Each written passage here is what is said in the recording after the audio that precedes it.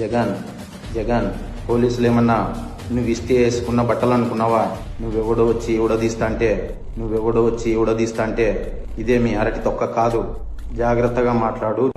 ఏం చేద్దామనయ్యా, ఎవడు అనుకున్నా వచ్చినాడు ఎలా ఉంటాడు తెలుసా, ఎట్టా వస్తాడు తెలుసా. ఆ రోజు రాజారెడ్డి గాని రాజశేఖర రెడ్డి గాని లేరు.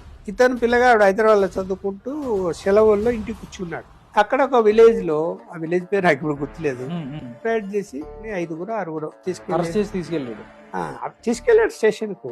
తీసుకెళ్ళాడు పోతాను ఎఫ్ఐఆర్ రాసేసేది ఊళ్ళో పిల్లను పిల్లల్ని అడిగేసి ఎఫ్ఐఆర్ రాసేసి వాళ్ళని చెల్లో పెట్టి లాకేసి కూర్చున్నాడు.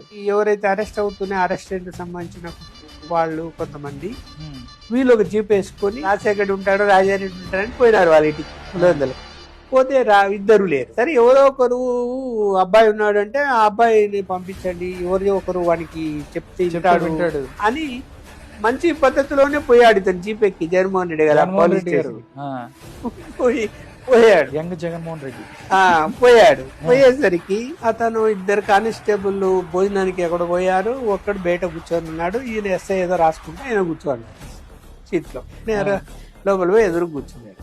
వాళ్ళంతా మా వాళ్ళు వదిలిపెట్టి ఎఫ్ఐఆర్ అప్పటికి రాసినాడు. ఎఫ్ఐఆర్ ఆల్రెడీ అయిపోయిందండి. వాడు ఏంటంటే సార్ నేను ఎఫ్ఐఆర్ రాకపోతే నాకు తెలియదు సార్, డిఎస్పీని అడగాల, డిఎస్పీ టంకాలు బుక్ చేస్తా అని చెప్పి వాడు ఉండగానే డిఎస్పీ బుక్ చేసినట్టు. ఇతనికి ఆవేశం పట్టలేదు. అప్పుడు ఏంటంటే టేబుల్కు గోడకు అక్కడ నుంచి టెలిఫోన్ వైర్ ఉంటుంది టేబుల్ తీసి, ఆ వైర్ పీకి పట్టుకొని రాని ఎంటకమ్మడి వచ్చిన వాళ్ళంటే పట్టుకుంటే మొత్తం కట్టేసాడు చేరుకు. ఆ వైర్తో కొత్త వస్తున్న ఎస్ఐని మొత్తం కట్టేశాడు. తలాలు అక్కడ ఉన్నాయి, తీసుకొని తలాలని తీయండి అని తీశారు. వాళ్ళని తీసుకొని జీపులు ఎక్కించుకొని వాళ్ళ ఊర్లో వదిలిపెట్టి మళ్ళీ పొలంలోకి వెళ్ళిపోయాడు.